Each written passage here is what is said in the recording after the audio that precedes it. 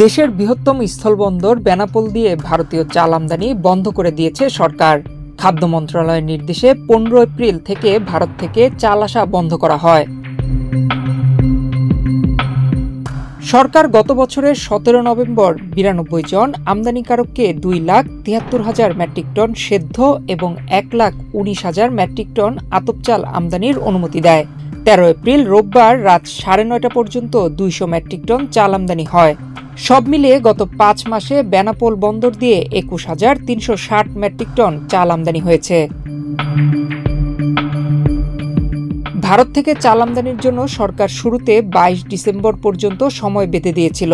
তবে প্রত্যাশা অনুযায়ী চাল আমদানি না হয় পরপর 4 দফা সময় বাড়ানো হয়, যার সর্বশেষ মেয়াদ ছিল 15 এপ্রিল।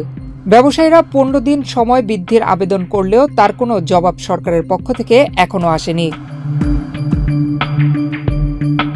এদিকে ভারত থেকে আমদানি বন্ধের খবর ছড়িয়ে পড়া মাত্র একদিনের ব্যবধানে প্রতি কেজি চালের দাম বেড়েছে 2 থেকে 5 টাকা। মোটা চাল প্রতি মেট্রিক টন 390 থেকে 400 মার্কিন ডলার, চিকন চাল প্রতি মেট্রিক টন 450 থেকে 470 ডলার মূল্যে আমদানি হয়। কাস্টম কর্তৃপক্ষ শুল্কমুক্ত সুবিধায় এ চাল খালাস দেওয়া হয়। নয়ন বিশ্বাস, বাংলাদেশ প্রতিদিন।